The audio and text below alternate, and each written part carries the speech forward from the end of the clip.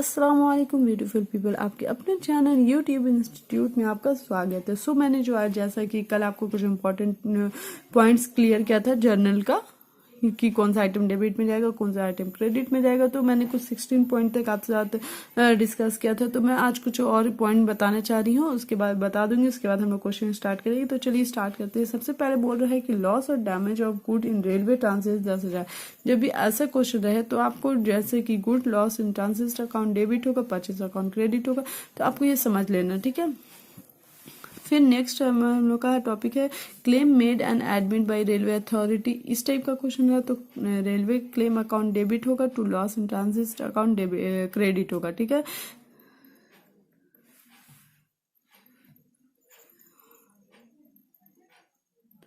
ये वाला जो आपका एंट्री है वो जब भी सिंपल एंट्री होगा ना, सिंपल जर्नल, तब आपको अगर यही कंबाइंड एंट्री में पूछ दिया तो आपको इस टाइप से लिखना पड़ेगा, cash account debit to loss on transit account, ठीक है। जब कंबाइंड एंट्री बोलेगा तो यहाँ पे आपका नेम जो है रेलवे का वो नहीं रहेगा, क्योंकि यहाँ पे कैश अकाउंट आ जाएगा, ठीक है।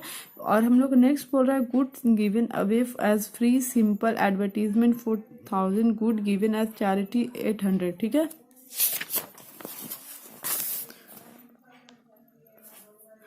तो आपका ये एंट्री होगा फ्री सैंपल और advertisement account debit to charity account debit to purchase account credit. फिर हम लोग का बोल रहा है paid on advertisement in Hindustan Times newspaper, जो कि 6,000 रुपये। जब भी कोई भी न्यूज़ पेपर में एडवर्टीजमेंट के लिए पैसा दिया जाएगा तो advertisement account debit to cash account credit होगा। और यहाँ पे बोल रहा है bank collected dividend on our investment 10,000। जब भी डिविडेंड वाला क्वेश्चन होगा तो bank account debit to dividend account credit. यहाँ पे बोल रहा है amount due from MS amount due from MS Rimi and beauty written off as bad debt 5,000। तो bad debt account debit to MS Rimi and beauty account होगा। फिर हम लोग को यहाँ पे बोल रहा है receive 3,000 from MS Rimi and beauty which are previously written off as bad debt. तो हम लोग को यहाँ पे एंट्री हो जाएगा cash account debit to bad debt recovered account 3,000, ठीक है। यहाँ पे आपको हो गया Parasnath a debtor for 5,000 rupees was declared insolvent and 40 पैसा in a rupee was realised from his estate. तो इसका एंट्री हो जाएगा आपका cash account debit to bad debts account debit to Parasnath account credit हो जाएगा, ठीक है। सैलरी पेड 10,000, इसका क्या होगा, सैलरी जो है वो पेड किया जा रहा है, तो आपका कैश जो है वो बढ़ रहा है, पेड किया जा रहा है, तो आपको यहाँ salary account debit to cash account credit हो जाएगा, समझ में आया। फिर यहाँ पे रेंट रिसीव हो जा रहा है, मतलब पैसा आ रहा है, तो हम लोग एसेट जो है वो इंक्रीज कर रहा है, तो cash account debit to rent receive account credit हो जाएगा। उसी तरीके से 27 में है purchase a horse for 8,000 and delivering good to customer. तो हम लोग को परचेज कर रहे हैं हॉर्स जो कि 8,000 रुपया का है, जो कैश जो है वो यहाँ पे हो जाएगा आपका लाइव स्टॉक और horse account debit to cash account credit. फिर यहाँ पे horse dead and its carcass sold for 1,000।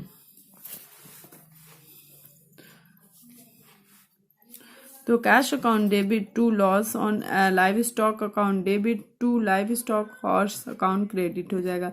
इसी तरीके से sold goods for 50,000 at 5% sales tax, तो cash account debit to sales account credit to sales tax account credit. फिर हम लोग यहाँ पे सेल्स टैक्स पेड 2,500 रुपीज, तो sales tax account debit to cash account credit.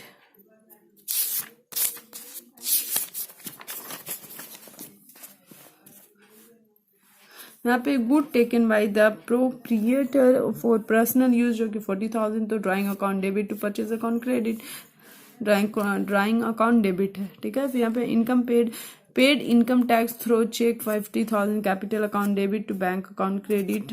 फिर यहाँ पे wages payable to workman 2,000 wages account debit to outstanding wages account credit. इसी तरीके से interest earn but not receive, interest जो है वो अर्न हो चुका मैं अभी तक रिसीव नहीं किया गया। तो इसका एंट्री हो जाएगा outstanding interest income account debit to interest income account credit. ठीक है, तो रेंट रिसीव इन एडवांस, तो कैश अकाउंट बढ़ रहा है तो यहाँ पे डेबिट, और to advance rent account credit. इसी तरीके से इंश्योरेंस पेड इन एडवांस 2000 है, इसका हो गया कुछ journal entries. Paid insurance account debit to cash account credit. ठीक है, ये था आपका सिंगल इन जर्नल एंट्री। इसके बाद जो है कुछ कंपाउंड जर्नल एंट्रीज है, फिर मिक्स्ड इन जर्नल एंट्रीज है।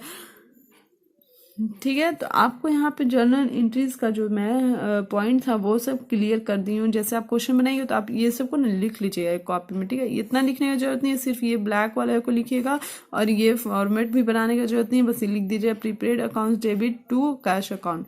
इसके नीचे ये लिखिएगा और ये 2 लाइन लिखिएगा, ये फिर आप फॉर्मेट बना भी सकते हैं। ऐसे करके आप पूरे जो 34 पॉइंट बताई हूँ वो 34 पॉइंट को आप एक कॉपी में पहले लिख लीजिएगा। फिर हम लोग जब क्वेश्चन बनाएंगे ना तो क्वेश्चन दिया रहेगा कि इंश्योरेंस पेड इन एडवांस, तो आप जल्दी पीछे देख के बता सकते हैं अच्छा यहाँ पे prepaid insurance account debit to cash account credit.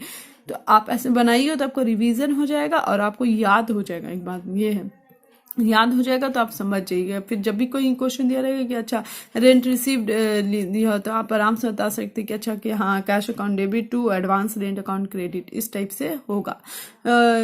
ये सब आपको नहीं लिख रहे तो आपको बहुत प्रॉब्लम लगेगी, बाप रे बाप कितना हार्ड है। मगर अगर यही सब आपको लिख लीजिए पहले एक पेज में या फिर कॉपी में, अपनी जो कॉपी बना रहे हैं, फिर वहां से नेक्स्ट पेज से हम लोग क्वेश्चन जो है वो सॉल्व करेंगे। तो मैं यहाँ पे इंपॉर्टेंट पॉइंट जो था जर्नल एंट्रीज का वो सारा डिस्कस कर चुकी हूँ।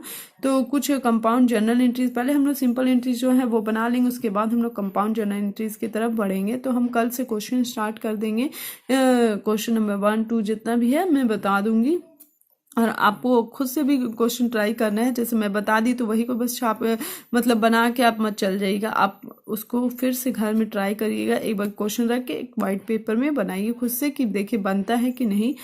उस तरीके से आपका रिवीजन भी हो जाएगा एग्जाम के लिए भी। समझ में आया? तो ये आए, चलिए जर्नल एंट्रीज का सिंगल जो जर्नल एंट्री था उसका मैं सारा पॉइंट क्लियर कर दी हूँ। अब क्वेश्चन स्टार्ट करेंगे हम लोग। तो चलिए ओके बाय।